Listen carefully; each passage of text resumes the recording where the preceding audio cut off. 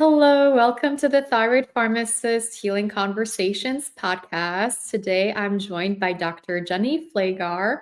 We're going to be talking about thriving through the perimenopause hormone roller coaster. We're going to be getting into some really innovative solutions. We're going to help you guys feel better through this time. I know I was just sharing with Dr. Jen that before I hit perimenopause, I thought I had things all figured out with Hashimoto's.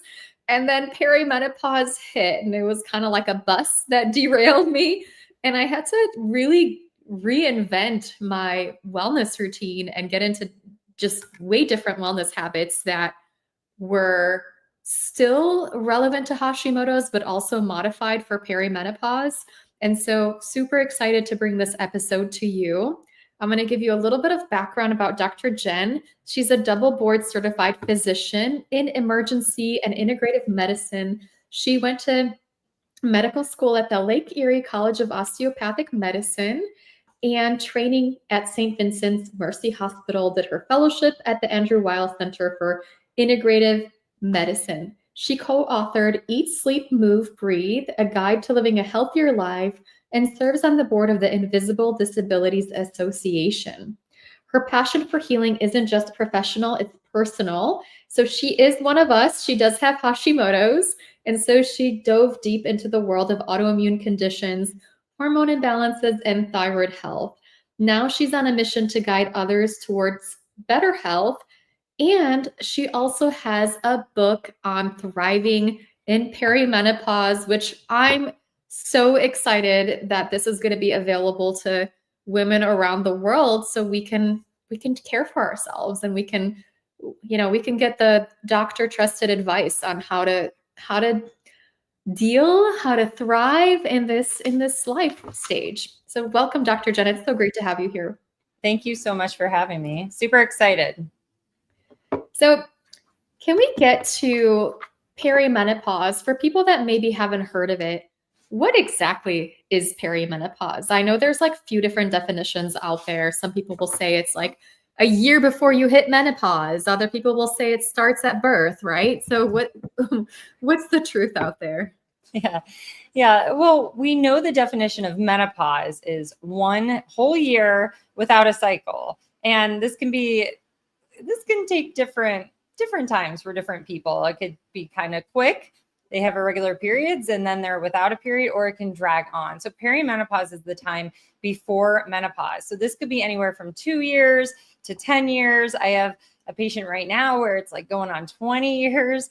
And what it is it's the decline of these hormones. It's the decline of progesterone and it's the decline of estradiol, but also estradiol has erratic roller coaster up and down spikes.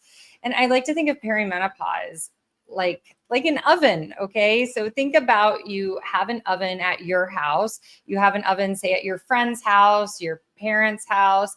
They all preheat differently at different times. You can't expect them all to preheat the same time. They're all different ovens. And that's kind of like perimenopause. We're all preheating at different times to get ready for menopause.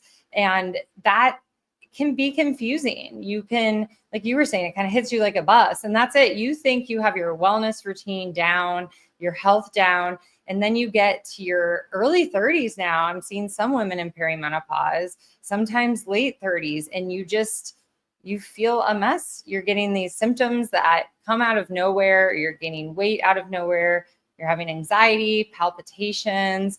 So many different symptoms can be from this perimenopause journey. And this is when, if we know some tips and tricks, what to do, how our hormones are working, we can glide through this a lot more gently. Yeah, I can say with my experience, I was in my late 30s and I had always been a greyhound. Like I was always described as somebody that could just eat a ton of food and then I would never gain weight. And people were like, I don't think you're eating, or, do you have an eating disorder? I'm like, have you seen how much I eat? I always had an amazing appetite, and just, except for some of the times when I had my Hashimoto's diagnosis, my metabolism was amazing, right? And then all of a sudden with perimenopause, I'm not hungry anymore, but the weight's coming on. and I'm waking up in the middle of the night anxious. Like, where did that come from, right? I'm irritable. My periods are coming more frequently. And I think sometimes when we have hormonal imbalances, doctors and well meaning people in our lives are like, well, you're just getting older. Of course, you're going to gain weight. Of course, you're going to be more tired, or it's inevitable that as you get older, your sleep just sucks, Yeah. right? Yeah, all the time.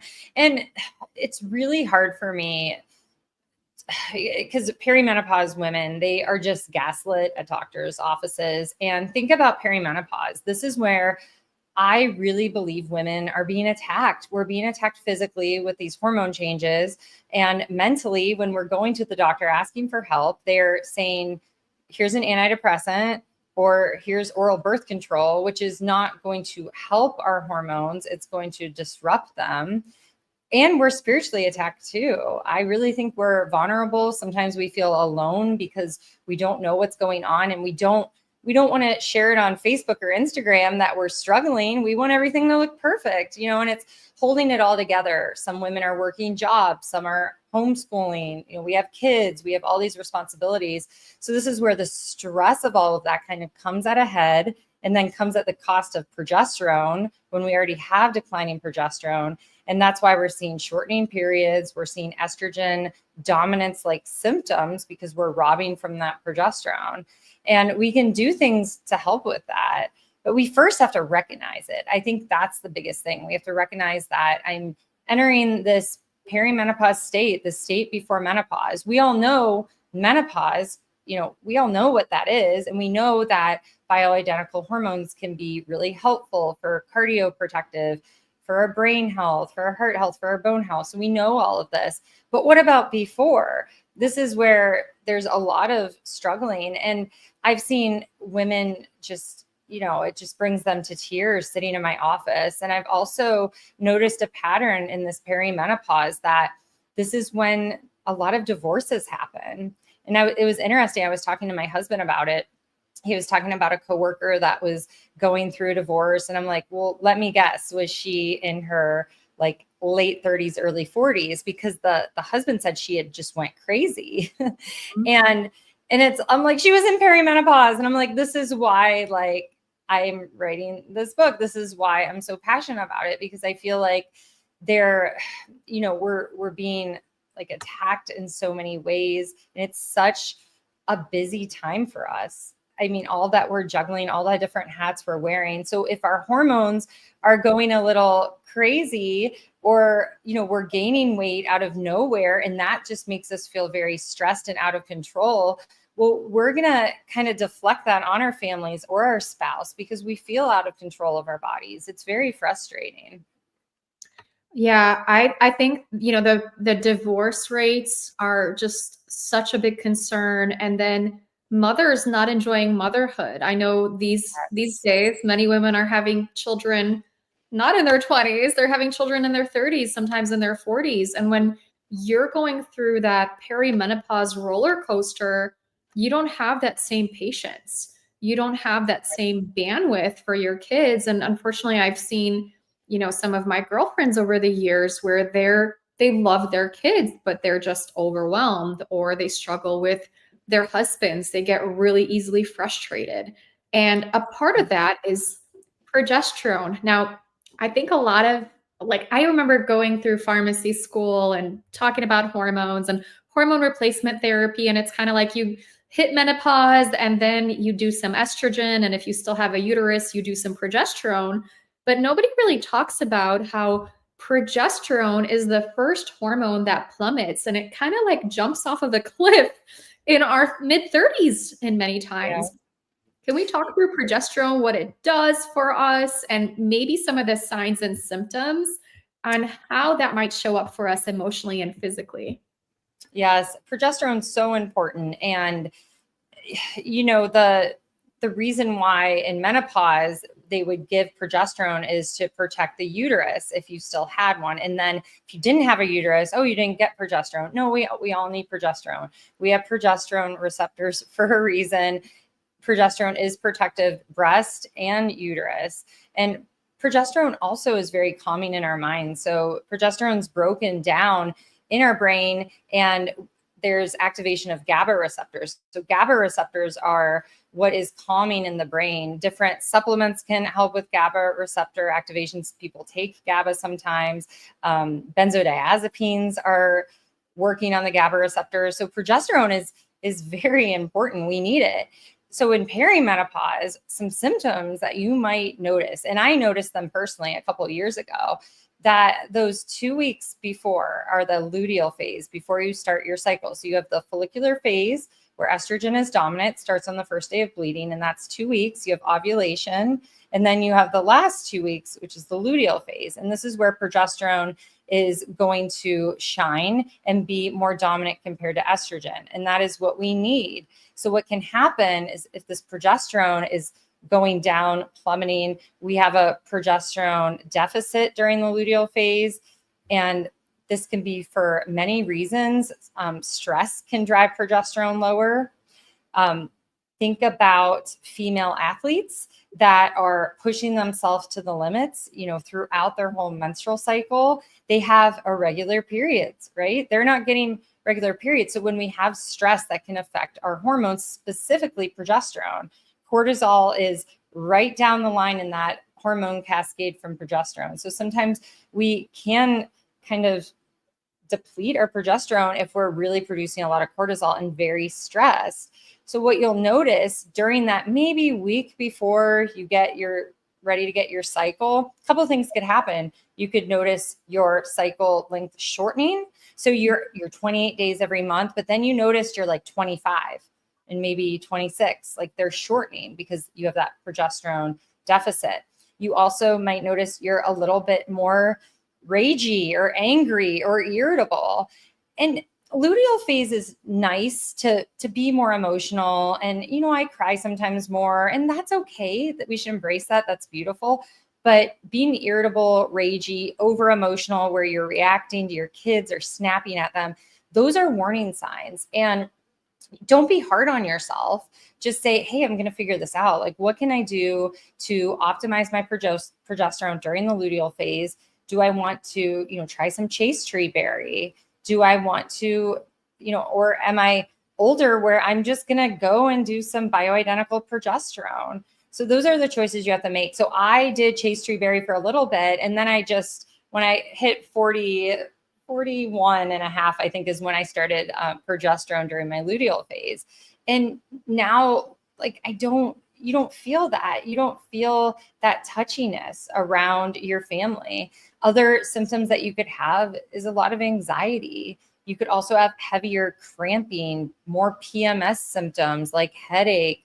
Like I said, the cramping, the bloating, heavier cycles and heavier periods. So all of these things, you might be like, wow, I just realized I always had a normal cycle. It was 28 days. It lasted 3 days. I had maybe a little cramping. And now all of a sudden you're calling off work because your cramps are so bad and your cycle is so heavy. So we have to, dig into why, because there's a lot of reasons. We also have a lot of exposure to xenoestrogens or endocrine disruptors. So we have, our world is getting more and more toxic. We have fragrance and everything. I mean, you go to the airport and they have these new things where you walk by them and they shoot out fragrance. And I'm like going like this, trying to get through. So we live in such a toxic world where we have all of these endocrine disruptors, which what an endocrine disruptor means is anything, any chemical that can either bind to that receptor of our hormones or interfere with the receptor's action, or interfere with how we get rid of them and how we break down our hormones. And it's a lot. So sometimes we can have this estrogen dominance because we're exposed to all of these things in our environment. So then you could work on detoxifying your estrogens while also promoting the progesterone. So it's really a balance that it's already out of whack. I mean, I am seeing women late 20s, early 30s, like with estrogen dominance, perimenopause symptoms. And it's like, wow, we really have to correct these things now so we can preserve your fertility and your mental health while they're going through all these changes. So it's very hard though, because I will say you will go to your doctor or maybe talk to friends, and a lot of the conventional wisdom that you will get, which is not wisdom, but it's what they say, is go on oral birth control pill. So when you're going on oral birth control pill, you're taking oral estrogens, which then have to get metabolized through the liver, and that on its own can cause toxic estrogens and DNA changes. It can affect your fertility, affect your gut health, which will further disrupt your hormones. So it's not the answer. And I have seen another thing that is kind of scary, because I've seen a lot of these women, they're put on birth control pill, so say in their 40s, for these perimenopausal symptoms, then they don't even know when they hit menopause. They're like, well, they come to me when they're 50. They're like, well, I've been on birth control for 10 years. So I haven't really got a cycle since then. I don't know if I'm in menopause or not. So we get them off the birth control, we check some lab work, follicle stimulating hormone, and we go from there. So really a lot of dangers in just covering up the symptoms, especially with you being a pharmacist. you know that unfortunately that is what we learn in medical school and then pharmacy school. You get a symptom, a diagnosis, and you treat it with a medication. But that is not what is going to be helpful during perimenopause. Yeah, absolutely. And just to your point with progesterone and how it has effects on the GABA receptor, which is our chill and relax neurotransmitter. I know a lot of moms in perimenopause, they're drinking wine, right? Some of them are taking CBD. Some of them are, taking some benzos just to try to chill themselves out. I know I was popping GABA here, L-theanine, and trying to figure out like what is going on with me. And actually, it's like a progesterone deficiency, and you get on the progesterone, and all of a sudden, you don't need the CBD, the wine, the GABA. You don't need the benzos. You don't need the Ambien. You can sleep at night, and Right. wow, it's just like the world in front of you transforms. I don't know if some people are saying like perimenopause is having like it's trending right now, right? And has it always been this apparent? Is it because I'm in my 40s that I'm aware? I know in 2020, that's when it started for me. And there was this global pandemic, high stress time, right? And so you had alluded to that there are factors that can sort of make your experience with it worse, potentially bring it on a bit earlier. When we think of progesterone declining, you're really going to notice that if you've got too much estrogen on board, right? Because that gets out of balance for you, and then you can really start noticing the symptoms. What are some of these things in our environment, or perhaps in our day-to-day lives, that you think, and what do you think? Is perimenopause more common now, or is this just something that we're finally talking about? I think the environment has made it worse, has really made the progesterone deficient, with regards to high estrogens. Even glyphosate can affect estrogen receptors. And I know where I was practicing before I moved to Tennessee, in Ohio, in the Midwest, I mean, glyphosate on everything in the rain, you can't get away from it. They're spraying it. So that's affecting gut health, affecting how estrogen works in the body, and all of the xenoestrogens, fragrance and everything. All our food is wrapped in plastic. There's so many issues from that. I also think that with the pandemic in 2020, that there was a lot of stress, and also the spike proteins. And I think a lot of those probably accelerated to the stress on our body, because we're getting rid of this thing that, that probably shouldn't have existed. And now we're dealing with the consequences from that. Stress can absolutely accelerate the transition to menopause and really kind of put you into early menopause sometimes. So we are seeing that, where there's patients with acute stress, stressful situations, or even stress on the body through stealth infections. Maybe you're living in a moldy home, and that's going to act as an endocrine disruptor, also because you're not able to detoxify estrogen like you should, because your liver is dealing with all these mycotoxins. To your point about drinking wine to go to sleep, your liver, if your liver sees wine, it is going to stop stop everything else, and it's going to get rid of that toxic alcohol and put breaking down your estrogens on the back burner. Okay. So this is a problem with women, and especially in perimenopause. You're more stressed. Since the pandemic, we've drank more alcohol as the country in the United States. And if you're trying to just deal with your symptoms and cover them up, if sleep's a problem, if anxiety is a problem, yeah, you're going to use a depressant to kind of get rid of that feeling that you have. And that's the last thing you want to do in perimenopause, because then you're not going to be detoxifying your estrogens you're making easily or well. And then that's going to make the balance between estrogen and progesterone even worse. Things that deplete progesterone, we can talk about blood sugar balance. If our blood sugar is really out of whack, that's going to be stressful on the body. If we're having big spikes of blood sugar all the time, all day, that can affect your hormones also. Also, if we're stressed, that can affect our blood sugar. It kind of goes both ways. And I've seen it both ways with my female patients. So a lot of times a continuous glucose monitor can help with that. You want it to be nice and smooth, your blood sugar. You don't want these big spikes. That's like pounding on the doors when you have insulin released in your body trying to get glucose into the cells. If you just basically, it's like crying wolf every time, eventually those cells are just not going to listen and they get insulin resistant. And insulin resistance, that can be really hard in perimenopause as we are declining in our estradiol, which helps with insulin sensitivity, or it's spiking up and down. We could be gaining this weight from this insulin resistance. So you're eating the same, but you're becoming more insulin resistant.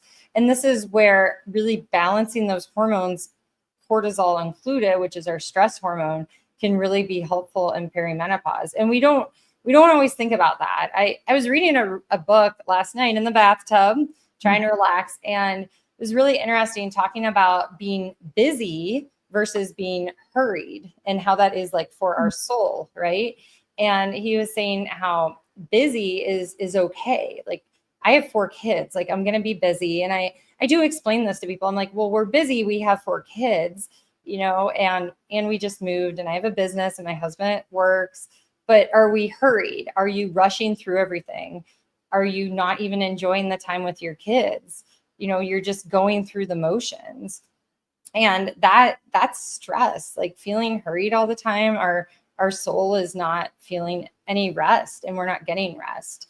So that can contribute. Sleep too, as our hormones are fluctuating, we can definitely have less restful sleep. And if we're not getting restful sleep and good deep sleep and quality sleep, then that is stressful for our body. And then the next day, if we are unrested, we're going to crave carbohydrates. We know that if we're not rested, we're going to make bad food choices. And then that just goes through a vicious cycle. So it can be really hard during perimenopause when you have all these moving parts and then you're not getting enough progesterone. Sometimes just giving a nice luteal phase progesterone, if you're in the thick of things with perimenopause, can just be enough to smooth everything out. And I've noticed this with patients with other things going on, like Hashimoto's, like a gut dysbiosis, like chronic mold or chronic Lyme, that if we balance that progesterone, then they're just in a better state. Their body in general, it's less inflammatory, it's less stressed, that then we can work on those other things. So that can be really helpful also. Yeah, sometimes having a prescription on board or a hormonal support makes things a lot easier. I know one of the things I noticed was my executive function was always very, very good, I guess, for lack of a better reason. I was always on top of things and to-do lists and very motivated, very driven. When I had when the throes of Hashimoto's, of course, that changed. And then I got myself into remission, got everything optimized. And I'm like, okay, productive human again, right? And then with perimenopause, all of a sudden I'm like, leaving a mess here, walking into rooms, and I'm like, okay, thyroid function is looking good. What else is going on? And getting on Vitex, Chase Tree, I was like, oh my gosh, like I'm like normal again. I feel amazing again. And then you could put in the things in place that maybe were overwhelming, because there are some of those lifestyle changes for a lot of women, myself included. It was a lot more protein and a lot more fiber than I was used to eating, to really help to manage my weight, and doing more weight bearing exercise versus just my walks and yoga and hiking that I was doing prior. And a lot of times, you kind of like might know what you need to do, but you might lack that motivation in perimenopause. And progesterone is so amazing for brain health. And so Vitex can also help support some of that dopamine and just get things balanced so your brain feels like you again, right? Yeah, absolutely. And I will say it's a good idea to test your levels. And when we're looking at progesterone, you want to check it on day 19 to 21. That's where it's going to be at its peak. So it would be a good idea if you're listening out there and you're like, well, I don't know even what my hormones are. Definitely a good idea to check. You can just check serum blood work. So that would be, you just go to your doctor, you can get it through insurance. Once I start having patients on topical hormones, I do switch to saliva testing, and that's through a functional lab company. This is more for anyone listening out there in menopause. So when we put on topical estriol and estradiol, if you check serum, it's not going to reflect the tissue levels, and you will be overdosed. I see this all the time in my office. The saliva levels are going to give the actual tissue level, so you know what your body is actually getting and what it's doing. So that's what I track on topical hormones. Now with progesterone, topical, I usually do topical progesterone for younger women, and then I've switched to the oral. There have been, my mentor, she said that there's a little bit more breast protection in giving oral progesterone as we get older. And oral progesterone helps with sleep because we're getting conversion to allopregnanolone, and then that's giving the brain calmness. So you don't want to take oral progesterone in the morning because you will be sleepy. Aw, that's cute. Got a little visitor. So progesterone is great, but we still want to test and not guess. So you want to check that day 19 to 21 of cycle and see where you're at, see what your progesterone level is compared to your estradiol level. Maybe sometimes we'll just work on detoxing the estrogen. Sometimes I'll get patients where their progesterone level is actually okay, but their estradiol level is really, really high. So we just need to bring it back into balance and look at their symptoms and see if they're having estrogen dominance symptoms. Because if they are, even with an adequate progesterone, we need to make sure we're getting rid of the estrogens properly through our liver and through our gut. One of the things that I noticed that was a really big game changer for a lot of my symptoms was liver support. And and fiber also helps because it helps us to get rid of some of that excess estrogen. Do you have specific things you use to support liver? Yeah, I love liver. So estrogen is going through phase 1 and phase 2 detoxification, and then goes out through the gut and through an enzyme called beta glucuronidase. If it's overactive, you can keep recycling those estrogens. So at that end, we want to have good gut health, and calcium D-glucarate can help with that. And that's where the fiber can also come in and help get the stool going through, because we need to make sure we're pooping it all out. In phase 1 and phase 2, that can be supportive with supplements like I3C and DIM. And you can actually get those components in broccoli sprouts. So a lot of broccoli sprouts are really good for hormone health. Milk thistle is going to be good. You could use artichoke root, dandelion. You can also use castor oil packs, anything to support the liver. And then a big one is NAC or glutathione. So those are really important for phase 2. So good liver support, especially because our livers are overburdened by all the toxins in our world. And, to go back, like, is perimenopause just being talked about more? Well, maybe it's just we're more symptomatic because 50 years ago, 100 years ago, we didn't have as much stuff, as many chemicals and pesticides and herbicides and glyphosate. And so it's a lot harder on our bodies, and it's a lot harder on our hormones. So we have to be proactive. I take liver support every day, and I will take it all the time. It's just that important. And then, of course, not trying to go against your liver, right? So having clean products in the house that you cook with, that you're putting on your body, and avoiding, glyphosate sprayed oats and grain and all of that. So really making sure that your input is good also. And of course, alcohol. Yeah, it's been so interesting. I know when I first started working with clients with Hashimoto's, I had them with like multiple chemical sensitivities, and a lot of them just weren't really getting better with the recommendations. And sometimes the testing took a while. And it got to the point where I was working with them for months and they just weren't really getting better. They would try a vitamin and they were like, this made me feel worse, or I didn't feel anything. And that's when I came across liver support, and working with that for just 2 weeks helped to clear up so many people's symptoms. And back in the day, I thought it was like a one and done deal where maybe you need to repeat it like once a year, I don't know, once every few years. But then a lot of people were like, hey, I feel really good on this. What can I stay on it? And I was kind of like, I don't know about that. But then with myself and my own perimenopause journey, and I also had some mold exposure, I was like, 2 weeks isn't enough. Like, you need to be really actively supporting your liver detox pathways and really make over your personal care routine, because there's just so much that we can become more sensitive to. I know we mentioned alcohol. I know caffeine. I used to be able to sleep after chugging caffeine, and all of a sudden it's like 3:01, and if I have a cup of tea, then I can't sleep the whole night.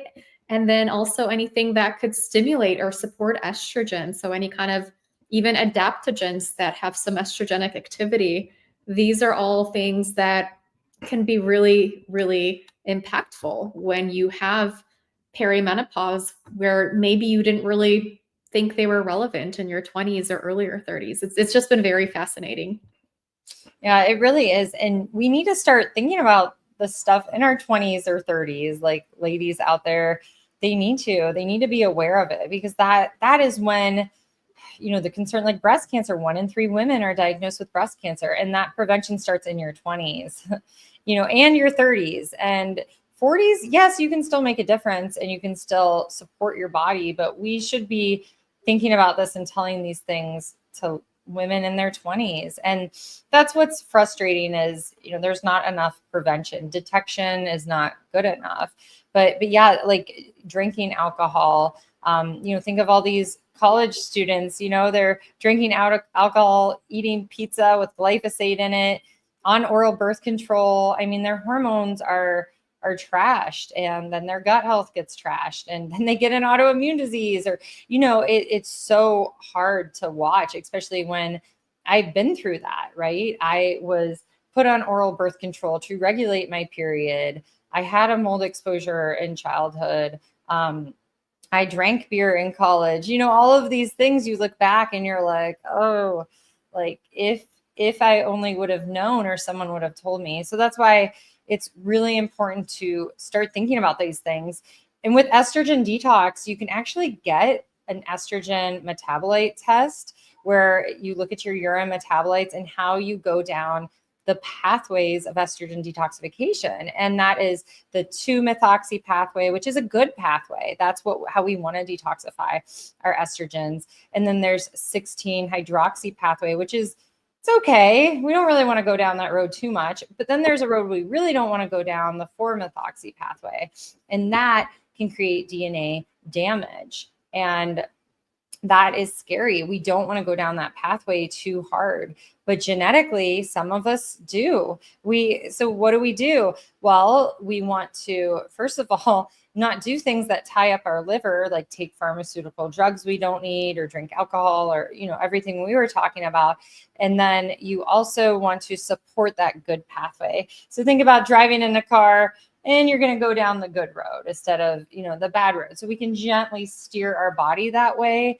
But it's really eye-opening if you do get one of those urine metabolite estrogen tests, because I got one and I really, not that I would drink a lot, but I really don't drink, like, it's a special occasion because I know that it's important for me and for my children, for me to be healthy and for me to metabolize my estrogens properly. It can be life-changing when you see something on paper. It's one thing to know that drinking isn't good for you, but sometimes when you see something on a lab test, that can be very confirming. Is it the ditch test that you like to use for these metabolites, or is there another test that you utilize? Yeah, you can use that one. So I utilize ZRTs, their urine estrogen metabolites, because I use them for my saliva testing, because that's the women that I have on bioidentical hormones. I check their saliva also. But and you don't have to spend like thousands of dollars a year on this. It is an expensive test. It's a couple $100. You can use your HSA, but just get it if you just get it once, because then you could be like, oh, like I don't, I go down hard both pathways, which is what I do, and some people, their genetics, it's perfect. Like how, they go, about 80% is down to the good pathway, and then a couple percent down 16-hydroxy and a couple, it's like, I'm like, your genetics are great. But those women can get breast cancer too. I've seen that also. And oh my goodness, a patient that I have, I really think her root cause of her breast cancer at a younger age was stress. So once again, ladies, if you are type A, join the Recovering Type A group with me. Me too. Oh, good. Yay. We should start a club. We really should. And you really, like I said, don't be hurried all the time. Just really slow down. I would 10 out of 10 recommend moving to Tennessee and getting a bunch of chickens. I'm just kidding. But I might have a little chicken problem, but taking care of chickens, it's very calming and relaxing, I will say. But so just find ways, even just unplugging and reading books with your children. Like if your kids, no matter what age, ask you to read a book with them, you sit down and you do it, because that forces you to slow down and just enjoy. And I know, like you, doctor, as well, like you wear a lot of different hats, and you could probably fill your schedule all day long with doing stuff for someone or for your business, but you can't. I've done it. It's not good. Making anyone happy. It's a fast road to burnout for sure when you go through and you don't make time for yourself and you don't make time for the things that bring you joy and really fill your cup when you're just in that, I guess, high performance. And I think, we're told to be boss babes and have side hustles and all these things. And I don't think it's great for most people in the long term. Sure, for a few months here and there, maybe you need to get through a big project, you need to go through school, write up a book, but you really do need that time for yourself. I'm glad you mentioned ZRT Lab. I really, really love them. They've got fantastic tests. I've used a lot of their adrenal tests, the saliva tests for people, because to your point, a lot of times people with Hashimoto's are going to have burnout and they're going to have that adrenal dysfunction, low cortisol. We talked a little bit about chronic stress and how that can dysregulate hormones, how trauma can do that. I was hoping you could tell us a little bit about the vagus nerve and how you support people in that kind of healing path. Yes, that is such a great one. I'm glad you brought that up. So vagal nerve stimulation is really important. That is the parasympathetic. So we have the sympathetic fight or flight, running away from a tiger. That's great. And I feel great that God gave us that ability. That is when you have superhuman strength and you pick up a car, you run real fast after your kid. Oh, I felt like this when we were stuck in like a possible tornado situation when we were camping and we were running to the storm shelter. And I was like, I felt, oh my goodness, I was wearing a continuous glucose monitor. My blood glucose, I think it went up to like 250. It was the highest it had ever been. I could have ate like 20 cookies and, those nasty crumble cookies. No, no judgment, but those are just sugar. Don't do that. That is a fad I do not like. But anyway, so stress, and blood sugar is terrible. So I wish then I would have had a vagal nerve stimulator to zap on me. So the vagal nerve, it's going to kind of put the brakes on things. So that is the balance. That's rest and digest. A lot of people with chronic constipation, they have vagal nerve issues. Maybe they've had trauma during childhood or even a car accident, or a lot of things can be triggering trauma-wise, and our body keeps the score for that. So the vagal nerve, you can stimulate that by talking, humming, singing. Your vagal nerve runs right down your neck. So you can actually feel when you talk, like there's vibration going on right there.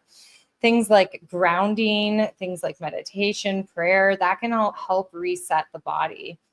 I really like using a vagal nerve stimulator. I've been consistently using it the last couple of months, and I really like it. I'll use it before sleep, and I put it on the right side because that's where the most vagal nerve fibers are going to be, and you can just put it there, and it's just 2 minutes and done. And I recommend that to my patients that are stressed or dealing with constipation. Have you tried a vagal nerve stimulator? Do you like it? I think I got the Pulsetto and I've used it a little bit. Is there one that you like? I have a lot of, full disclosure, I have a lot of gadgets and really nice in my office. There's like a waiting list for when they'll get tried. And I haven't tried those before, but I have had some clients with really good results. Do you have one that you really like using? I like the True Vega, and it's really small. I travel with it. The last few times I've flown, I put it in my carry-on because I was like, wow, if something happens, this would actually be a really good solution to trigger the vagal nerve. The gentleman that created the True Vega product, it's really interesting. In his book, he talks about how they used to stop asthma attacks by vagal nerve stimulation. So it's really cool because you think about it, it's going to, instead of bronchoconstrict, which is an asthma, it's going to bronchodilate because it's that parasympathetic tone on there. Similar to a racing heart, if we apply parasympathetic support, that is going to put the brakes on the heart rate. So there's a lot of cool books, like the polyvagal theory is really good. It's very dense. It will be a good book to read before bed just to get you off to sleep. I remember I would read it and I'm like, I can only read 10 minutes of this. It's making me so sleepy. And then the body keeps the score is great. So that ties into perimenopause, because if you're operating in a fight or flight in a sympathetic tone, that is going to push the cortisol, that is going to run your hormones ragged, and you're going to go through perimenopause earlier. You're going to have more trouble with it. So it can really be a factor, especially post-pandemic. I think we all have a little bit of trauma, and trauma can really affect that sympathetic parasympathetic balance. It's been hard to watch, honestly, how much trauma people have over the past 4 to 5 years. Yeah, I agree with you with so many people going through such trauma. And I've seen people, just get really divided about their politics or some of the choices they made, where I've seen people who disown their siblings or family members. And I'm like, we can agree to disagree and still appreciate the humanity in one another. Like, there's not a single person in this world where I agree with them on everything, right? And it's just been very devastating to see people doing that. And I feel like a lot of that is coming from unresolved trauma, some of that fear of survival. I'm going to have to try Truvaga now. Now you just gave me another gadget to try now that it's got positive reviews. 2 minutes a day. Is that all you really need to use it for? I use it twice a day, but one time a day is better than none, because some days I won't use it. But honestly, like the biggest game changer for me has been giving up control. And just knowing like God is in control for me, because I think back, the politics, all of that, it's like, what can we even do? Fighting on the internet with someone, or, your siblings or family, like that's not going to help. And ultimately, like, we're not in control. So we can just surrender and live with peace, and not have that anxiety. And that goes back to, trying to multitask and be boss lady and all of this. And we're having the world like tell us all these things, but it's not serving us or our family. And I really, like, about a year ago, I wanted to focus on my family, my husband, and make sure everything is good at home first. And then, make sure I have that down, and then go out and do the boss babe and do the other things. But if you find that those things, they're not even bringing you joy, they're bringing you anxiety, and you're bringing it home, that is just going to disrupt everything. And I think that there's a lot of pressure on women right now to kind of do everything, and the economy's hard. It seems like both parents have to work, and it's just a lot. So you really have to sit down with your family, come up with a game plan so your health isn't suffering, because I'm seeing it so much with women. They're just very stressed, very anxious, and not happy, and then coping with things like alcohol, or taking, being despondent on their phone, away from family, all that stuff. So we really just have to go back to what's important, and not what's important, like what TikTok or Instagram telling us important, but what we know is at the center, our family and God, and keeping that part really, really tight and running well. And then we can go out and do other things.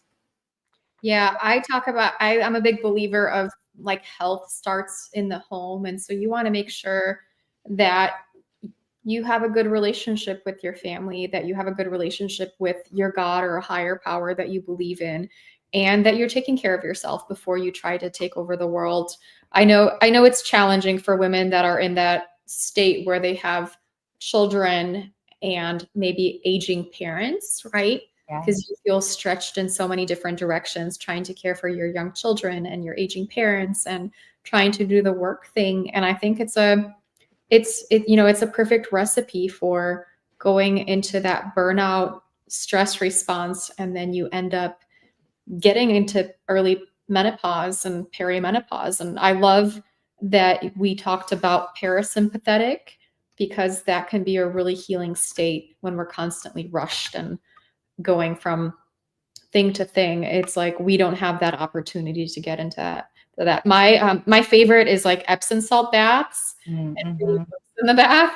I know my husband for a while would be like, "How long can you stay in there?" I'm like, "As long as I need to."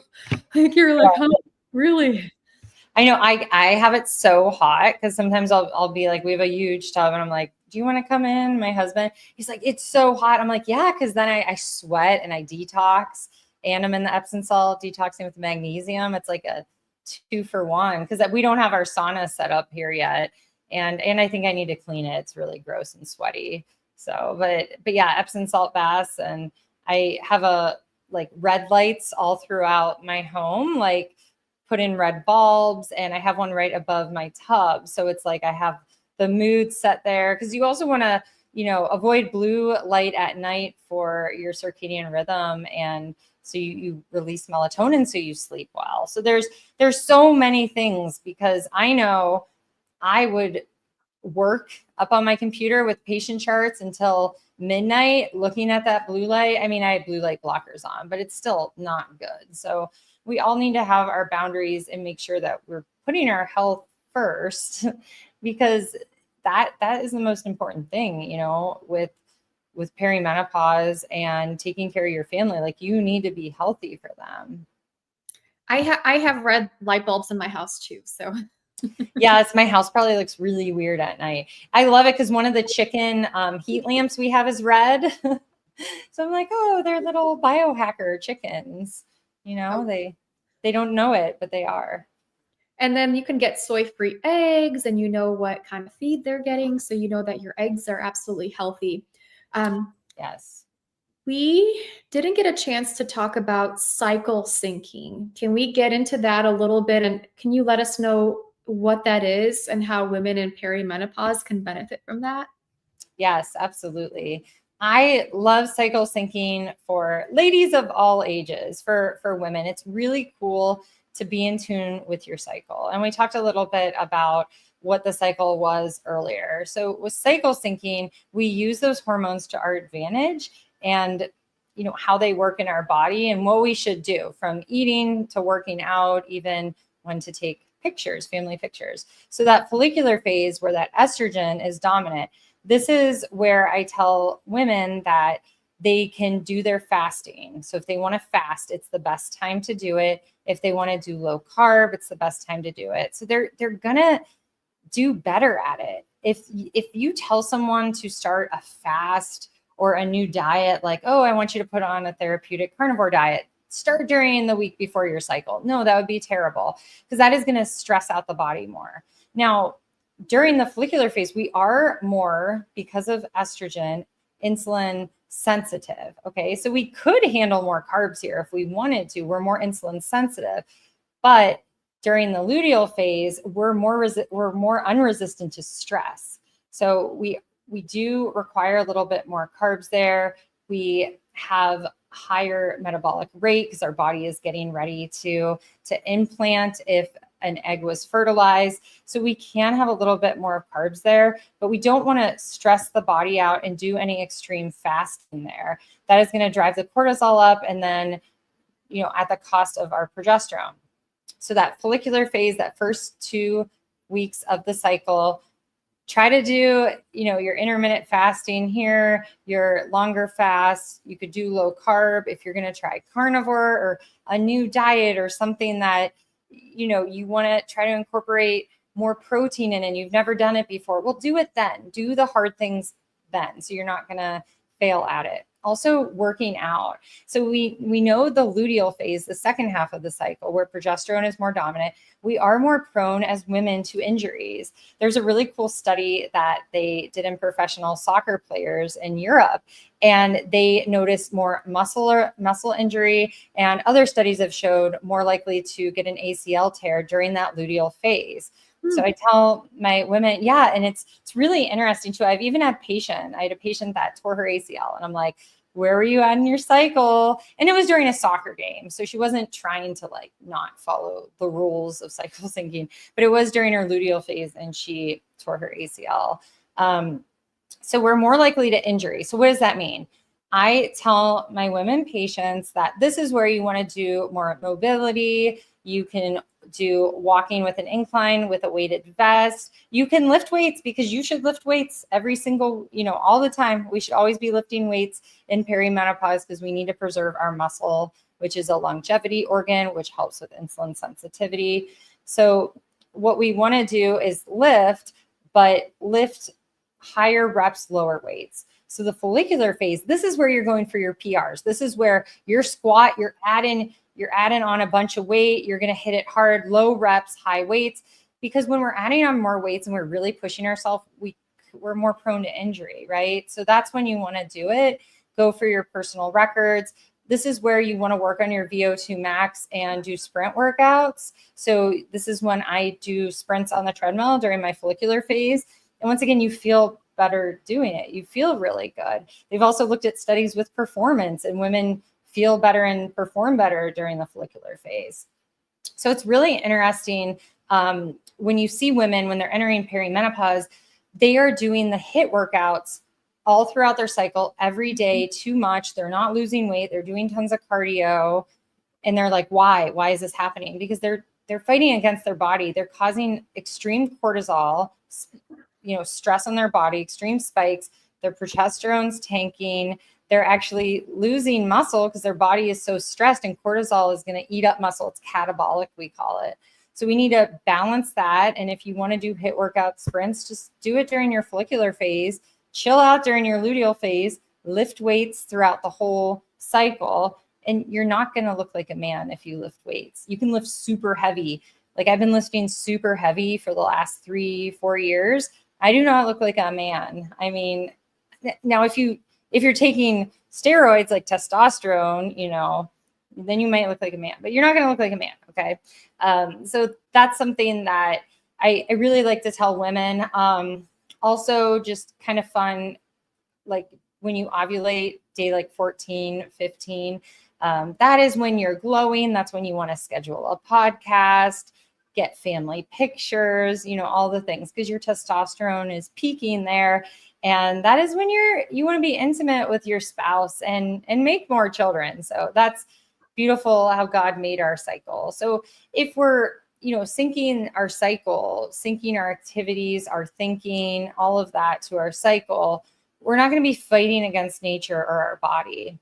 And we're going to see improvements in our weight, in our mood, all of that, because I talked about diet and exercise. And those are the two big things that sometimes during perimenopause, we're doing the same exact thing, eating the same, working out, but you're gaining weight because before you were younger, your body was a little bit more resilient. As we age, we get less insulin sensitive. Our hormones are declining, our growth hormones declining, everything's declining. So to be anti-aging, we replenish the hormones when appropriately. And we also were smarter about how we operate. So then we can really age gracefully. It's cycle syncing is so fascinating, and I've just discovered it a couple of years ago, and it's been really interesting because my husband, for example, he would be able to study every single day for 1 hour a day if he had to study for something for 300 hours. I would get it done, in 2 weeks. But I'd have to do it at a very specific time. And recently I shared this meme that was just brilliant. And it's like when the extroverted you makes the plans, but the introverted you shows up. And a lot of times I think that's so relevant for many women where they just feel their most bubbly, extroverted when they are, ovulating. And then when they're menstruating, they just want to kind of go back, right? And a lot of the health advice, a lot of the business advice, whatever out there is very much tailored to men who essentially have the same hormones throughout each day, where for us this is so empowering because if you're right before your period, you don't feel like doing a high intensity exercise, you might feel bad about yourself, and then you can kind of fall off the wagon. You're like, I missed a day or I missed a week, what's the point? And you're not seeing results. But when you're so empowered with knowing like, actually, I'm going to do this in these 2 weeks. Then I'm going to do a hot photo shoot and spend time with my husband and do some things with my girlfriends. And then it's going to be time to maybe lift some weights, maybe do some yoga. And then I'm going to have just some time where I'm going to chill and I'm going to, be in my woman cave and not really do anything, and just understanding your cycle, where you are and what that means. Such a game changer just for women. I'm such a big proponent and such a big fan of this. I wish more people would know about this. It's fun. And I'm teaching my daughter, and then my sons pick up on it. It's so funny because I'll maybe just be a little bit more emotional, or I'll just be like crying at church. And I'm like, I'm late luteal phase.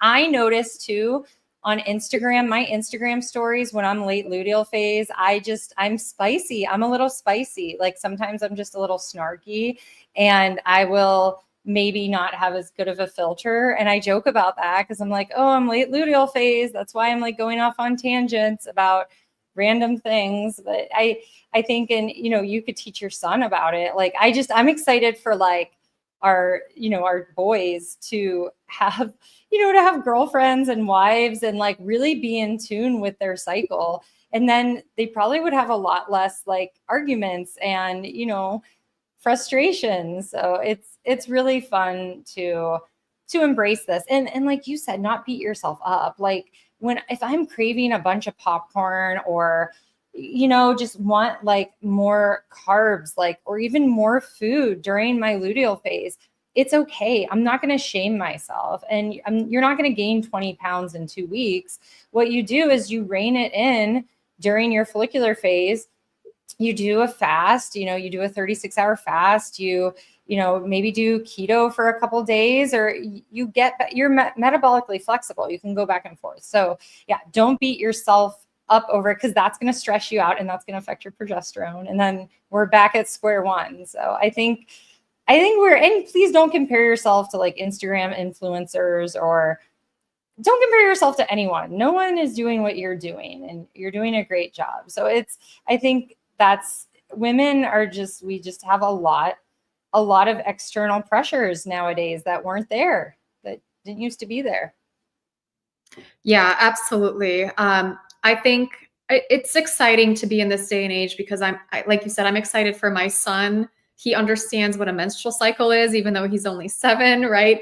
My husband's super empowered, so he understands that sometimes Izabella might make a lot of plans and sometimes she might not want to uh, go out and see anybody. And he understands these things where I feel like my father's generation oblivious, right? And they don't realize that. And all of the recommendations out there are, okay, you should do this. And they're for fasting or for work and productivity, whatever, they are for men, right? And so knowing this is empowering.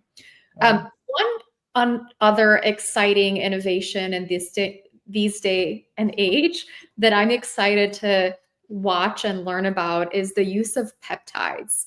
Now, these have been transforming healthcare anywhere from children's health to gut health to autoimmune health to women's hormones. I would love to know how you're utilizing peptides for women.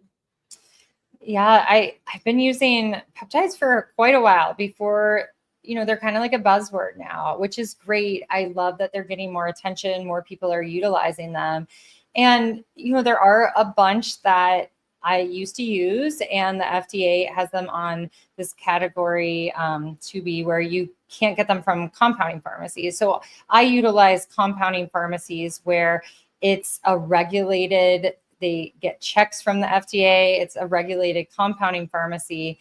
I know my compounding pharmacist, and that's where I get these different peptides for patients. There's also a lot of oral peptides, and there's certain brands that are actually really good and high quality. The oral peptide companies, supplement companies that I recommend to patients, I know the owners. I have their phone numbers. I talk with them. I know it's good quality. So you definitely want to make sure you're working with a provider that knows peptides, knows the peptide world, and that you're getting it from a good place, especially with the injectables. A lot of the injectables, people are getting them from China now because they can't get them from their compounding pharmacies. And they could be not what they say they are. They could have LPS in it, like a polysaccharide, which could cause a lot of inflammation in the body and the gut. So you have to be careful because you're injecting this. So some of my favorite for perimenopause women, I do want to talk about GLP-1s. So GLP-1s are semaglutide, and then GLP-1s, GIPs is tirzepatide. And these work really well for women that are kind of stuck, that they are insulin resistant for whatever reason. It could be stress. It could be from bad dietary habits, and they've tried all the things. We've tried all the hacks. They lift weights. They've tried berberine. They've tried to reduce their stress, even though that's always something that they're working on, but sometimes it can just kind of move the needle. And working so many different ways, working on feeling satisfied, working on delayed emptying of the gastric muscle, but also working on like brain inflammation and generalized body inflammation. So sometimes it's more than just losing weight when we're prescribing these peptides and using them. So my patients, though, we do really low doses and short amount of times. If I have patients on it for longer than a few months, they're usually on a microdose, and it's usually for inflammation. The other thing about GLP-1s, you should not look like you're on Ozempic or Mounjaro. You should not look like that. If you look like you lost a lot of weight or you're taking one of these, you're doing it the wrong way. You're working with someone that doesn't know what they're doing. It should be a gradual weight loss where you're maintaining muscle. So I have my patients, I'm like, okay, I think it's time to go on this, or they ask to go on. I'm like, okay, you have to have, 120 grams of protein a day. You have to drink lots of water, take your creatine, lift your weights. Okay, they have to do all these things. And sometimes I pair it with an oral peptide called PeptiStrong, which helps maintain muscle when they're on a GLP-1. So sometimes that one is helpful too. You can also pair a GLP-1 with a growth hormone secretagogue. So there are peptides, ipamorelin, CJC 1295 semimorelin. Those are different growth hormone secretagogues.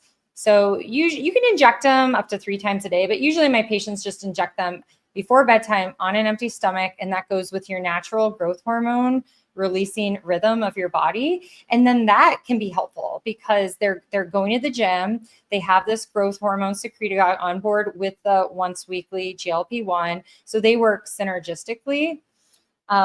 There's an oral peptide, 5-amino-1-MQ, that works within the cell, that works with the cell's like energy house. That one also has a little bit of lipolysis and really good for energy. So sometimes that one's good to pair too.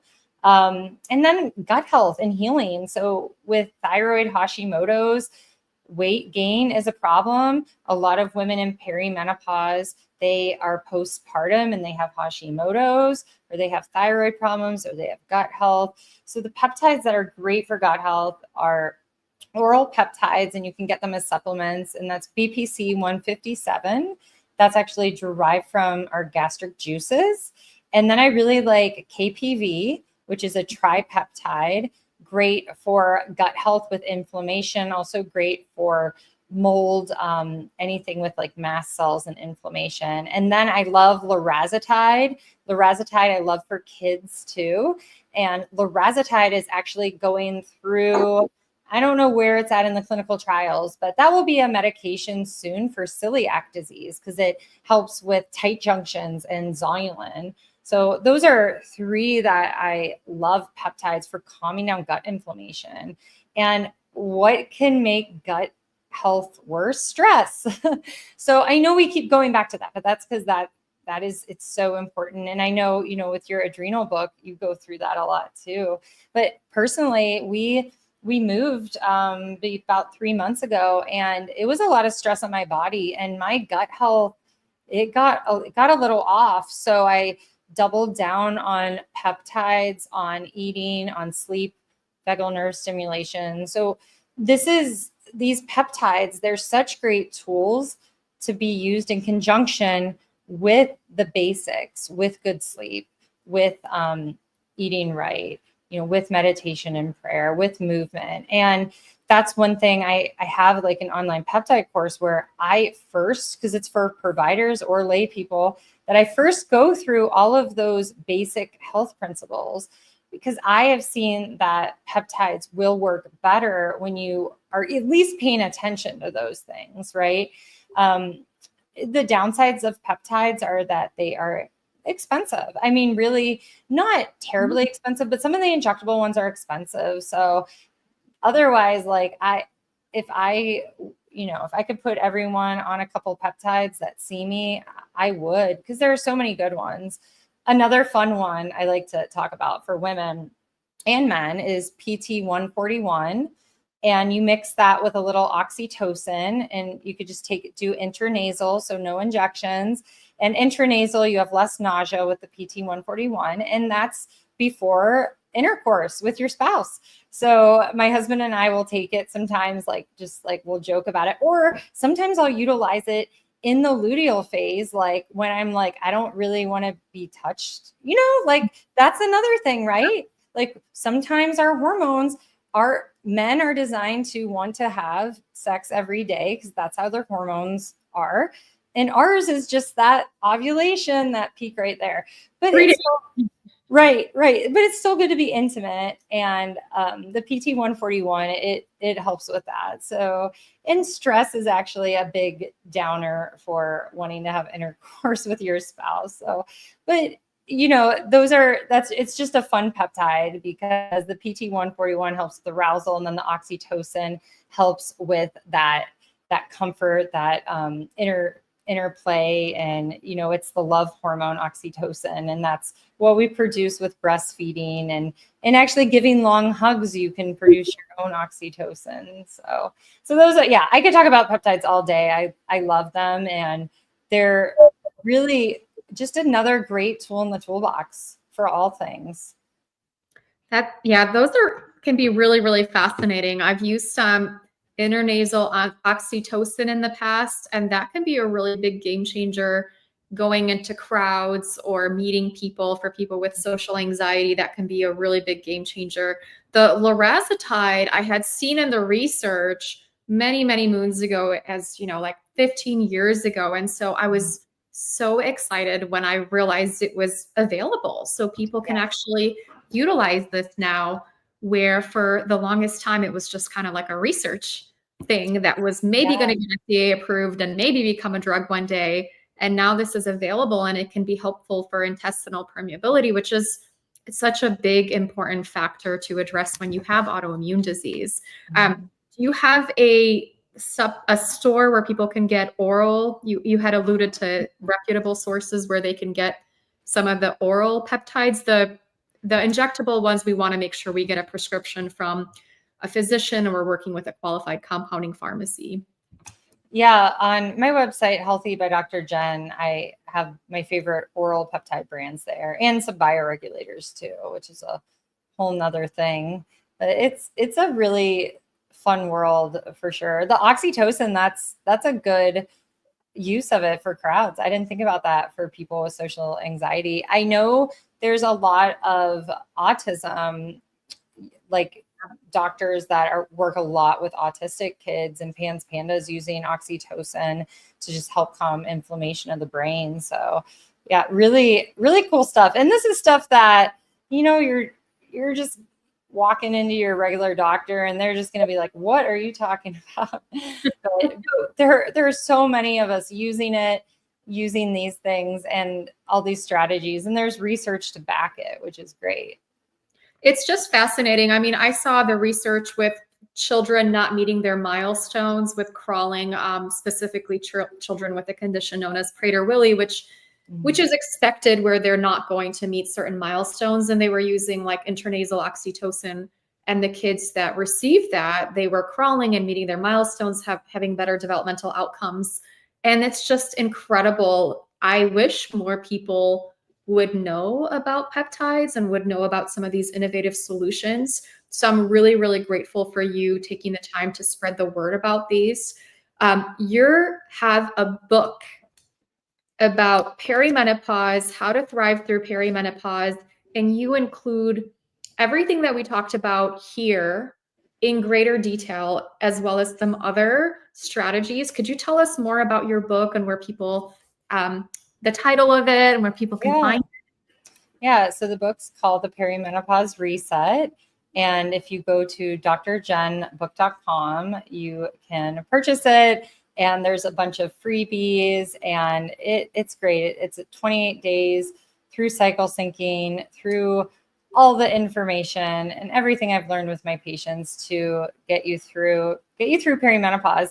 But it also is really helpful if you're older, if you're through perimenopause and in menopause and younger. There's still a lot of good tips in there. Yeah, thank you. Thank you so much for creating this. I'm so, so excited to get my copy, and I cannot wait to read it from beginning to the end. I know I'll be having my highlighters and pens going through it. So super, super excited about that. Where can people find you and your work? Do you have a website and social media that you could share with us? Yes, website is healthybydrjen.com. And I hang out mainly on Instagram, Integrative Dr. Mom, so Integrative DRMOM. And I also have a YouTube that I have videos and podcasts on there under Integrative Dr. Mom. That's amazing. I know we're kind of running out of time here, but I'm curious if you had a few minutes to answer a question. Yeah, of course. Okay, great. We have a few amazing questions here and really grateful comments from people who have said, this is the smartest podcast. Thank you. After watching thousands of videos, I have the impression this is the first video that gets all the answers. Tiffany says, thank you so much for having this. It's so helpful. I'm in both of these and gained a lot of insight. I didn't know about peptides before, and I'm looking forward to checking out the book too. So I think, yeah, I've loved this conversation. It's been incredibly insightful. It's been a lot of fun. Shirley wanted to know opinion on wild yam cream for estrogen or progesterone. What are your thoughts on that? I like micronized progesterone best. So you know what you're getting. It's standardized. It's like your progesterone hormone. It's bioidentical. So I like to be more science driven when it comes to hormones. I know a lot of people use wild yam and they get good results, but personally, I like the micronized progesterone topically and to get it from a compounding pharmacy in the capsules. You know, I'm a big fan of like certain things, you know, if you can get them measured and dosed precisely, I like that just gives me peace of mind. I know some things work for some people, but when you can get predictable results, I feel like that makes me feel much better as a pharmacist and as a patient. Yes, and I'm very crunchy. I do things very non-traditionally. We use homeopathy. But when it comes to hormones, we're not messing around. We're not going by symptoms. We're testing appropriately. We're not guessing. I mean, these are hormones. So, I mean, there's certain things that, you have to look at the risk benefits. You don't want to have the negative risk of hormones. You just want the benefits. And if you do them appropriately, then they're amazing benefits. I'd love to ask I love the Instagram names, first of all. So Little No Fork Cottage. So I could just take progesterone during luteal phase and nothing else for the rest of the month. Can you tell us about? Yeah. So we are mimicking that natural progesterone gradually going up during that luteal phase. So it's just luteal phase progesterone. And this is something that I will we'll do the topical progesterone cream in younger patients that are being, threatened to go on oral birth control or have really heavy periods where they're bleeding for weeks at a time. And we will just do the luteal phase progesterone to balance that out while we're working on their estrogen dominance and their blood sugar and other things that, what's driving this, estrogen dominance. But yeah, just that second half. So you're mimicking your natural cycle. And then if you're trying to get pregnant while you are on progesterone, you do want to track your LH surge and track your ovulation. And then you start progesterone. Some say just 24 hours. I just want to make sure that we're for sure ovulated. I tell my patients 48 hours after ovulation, then you start the progesterone through day 28. If you get pregnant, sometimes you just carry that on through till second trimester. So that's something that you really want to make sure your OB-GYN is on board with, because a lot of first trimester losses are due to insufficient progesterone, and you can't, for whatever reason, you're not producing that on its own, and then the pregnancy fails. And why till second trimester? Second trimester is when the placenta takes over for progesterone production. So these are all just little nuances that, I'm not your doctor, so I want you to work with someone about it, but it's not common knowledge to every medical doctor out there unless they've done advanced hormone training. Yeah, that's such helpful feedback, because I feel like, interestingly, a lot of women are in their late 30s or 40s and having children for the first, maybe second time, and they're not educated about that. One thing I learned is that I personally ovulate much earlier. Like I don't ovulate on day 14 anymore. I'm ovulating on like day 10 during my perimenopause. And so you do want to work with a knowledgeable professional and make sure that you are optimized so you can prevent miscarriage and optimize having a pregnancy. There's also, Forrest wanted to know about cyclical use of micronized progesterone vaginal and menopause. What are your thoughts about, we do have different protocols for perimenopause, menopause, trying to conceive. Is that right? Yeah. So she's saying vaginal progesterone post-menopause, or is she talking about estrogen? Sorry. Looks like she's asking about micronized progesterone vaginal in menopause cyclical use.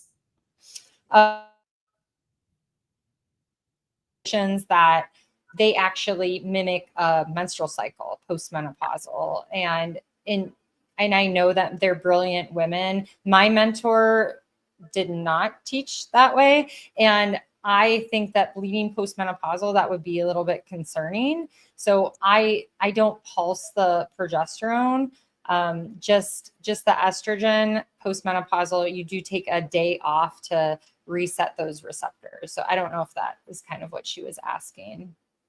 Yeah, I'm wondering about that too, because I know there's different protocols where you try to have a period in menopause, which doesn't seem super fun, but it's like thank you for that feedback on that. I know that there's different schools of thought on that. I'm excited to learn more about it in 10 years when I'm on that journey, and I appreciate your insights and knowledge on that.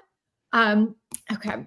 So we're going to wrap up soon, but I've got a couple of rapid fire questions for you to put you on the spot. Okay. Is there a wellness hack you refuse to participate in? Oh, that's a good one. A wellness hack. I like a lot of them. I have to think about this. I mean, I would say I used to cold plunge all the time, but the past 6 months have been very stressful on my family. So I stopped doing it. And once we settle down in here a little bit more in Tennessee, I'm going to start plunging again because I feel like my adrenals have reset. But that is something that like you have to listen to your body. You can't just like do a hack all the time just because everyone's doing it. I took a break and I'm still on a break until my body tells me I can do it again. Yeah, thank you for sharing that. That's been a popular answer on this podcast. And I think this can work really, really well if your thyroid is optimized, your adrenals are optimized, and maybe you're going through a lot of hot flashes. This can be game changing. But for a lot of times, people might find that a little bit of stress too stressful when they are in adrenal dysfunction, or if they're still hypothyroid, like that's going to worsen how they feel for sometimes hours, if not days, if they get extreme cold exposure. But yeah, that's been a very popular answer in this podcast from a lot of our guests. What about if the supplement police came to your house and confiscated all of your supplements, but let you keep one? What would you keep? Oh, that would be horrible, by the way. Right? Magnesium. Yeah. That's a really good one. That is like one of those foundational things that can be a really, really good game changer, right? Yeah. Thank you, Dr. Jen, so much. It's been such a pleasure having you here. Love the opportunity of getting to learn from you. I know everybody listening has really benefited from this conversation. Really appreciate the work you're doing for women with Hashimoto's, women in perimenopause. On behalf of the community, I'm so grateful for you. And thank you so much for joining. Thank you so much. It's been such a fun conversation. I appreciate you. Thank you. And everybody listening, I hope this has been healing on your journey. Until next time.